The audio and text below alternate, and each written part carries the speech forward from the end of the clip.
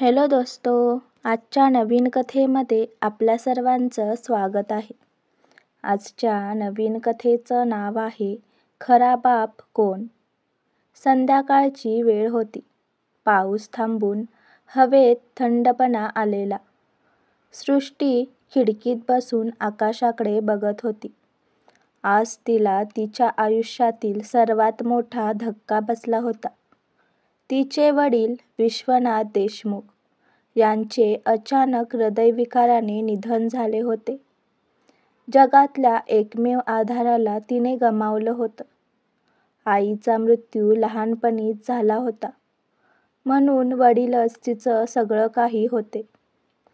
अंत्यसंस्कार आटोपून सृष्टी थकलेल्या मनाने वडिलांच्या खोलीत गेली. खोलीत अजूनही वडिलांचा सुवास रेंगाळत होता. टेबलावर जुन्या फाईल्स, पत्र आणि वहींचा ढीग होता.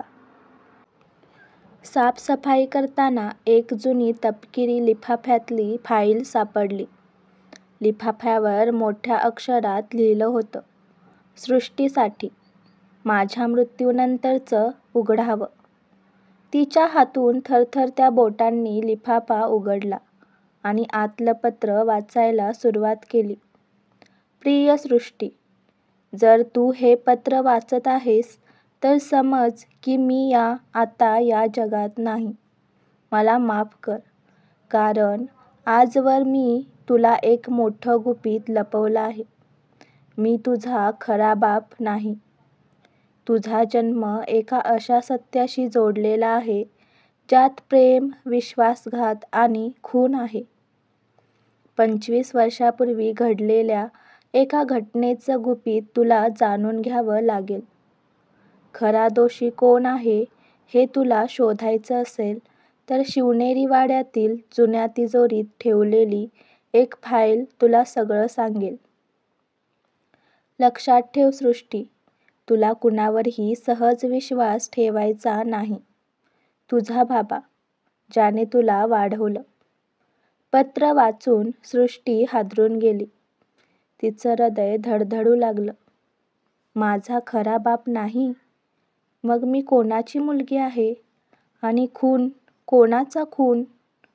दुसऱ्याच दिवशी सकाळी सृष्टी पत्रातील संकेतांनुसार शिवनेरी वाड्याकडे रवाना झाली.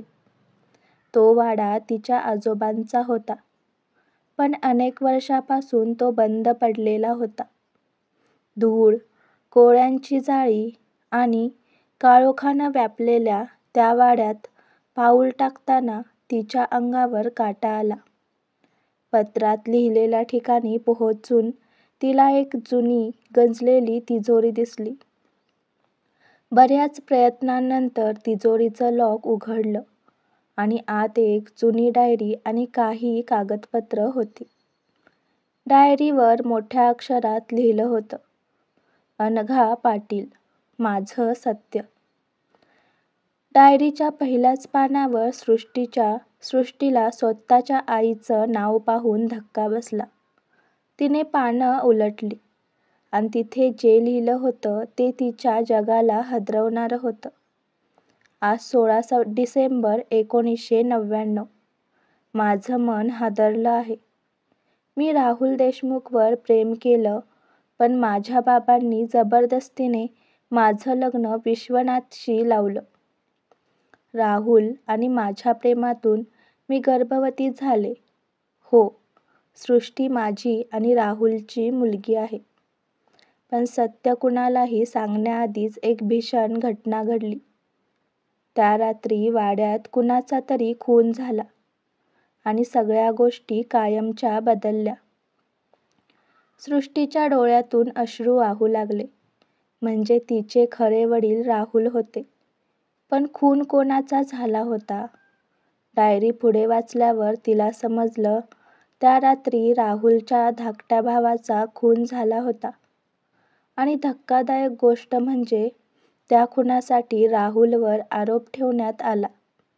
पण आईच्या डायरीत लिहिलं होतं की खून करणारा राहुल नव्हता. मग खरा खुनी कोण? उत्तर शोधण्यासाठी सृष्टी थेट राहुल देशमुखला भेटायला गेली.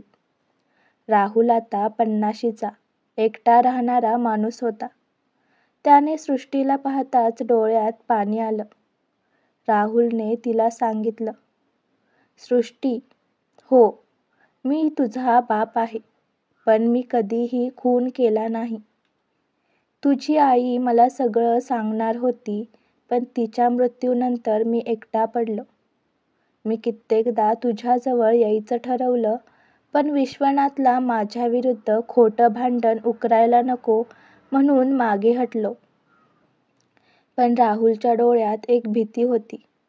तो वारंवार मागे वळून पाहत होता, जणू कुणीतरी त्याच्यावर नजर ठेवून होतं.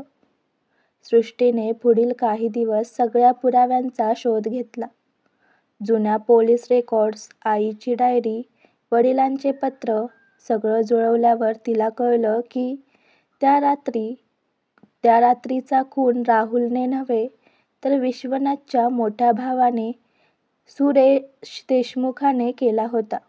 कारण होतं वाड्याच्या मालमत्तेसाठी, शेअर्ससाठी आणि कौटुंबिक वारशासाठी. सुरेशने स्वतःच्या भावाचा खून केला, राहुलवर खोटं आरोप ठेवून त्याला तुरुंगात टाकलं आणि विश्वनाथला गुपित ठेवायला भाग पाडलं. विश्वनाथने हे सगळं आयुष्यभर लपवलं, पण मृत्यूपूर्वी सत्य सृष्टीपर्यंत पोहोचवायचं ठरवलं.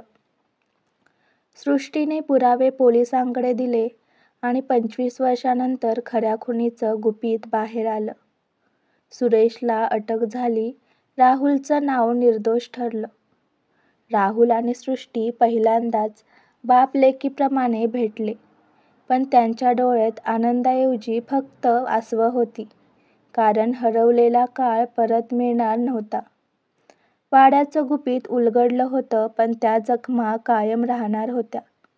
आता सृष्टीने ठरवलं, ती आईचं आणि वडिलांचं स्वप्न पूर्ण करणार. एक नवं जीवन नव्या सत्यासह सुरू करणार. आजची कथा आवडला असल्यास व्हिडिओला लाईक करा, चॅनलला सबस्क्राईब करा आणि कथा कशी वाटली हे कमेंटद्वारे जरूर कळवा. व्हिडिओ जास्तीत जास्त शेअर करा. धन्यवाद.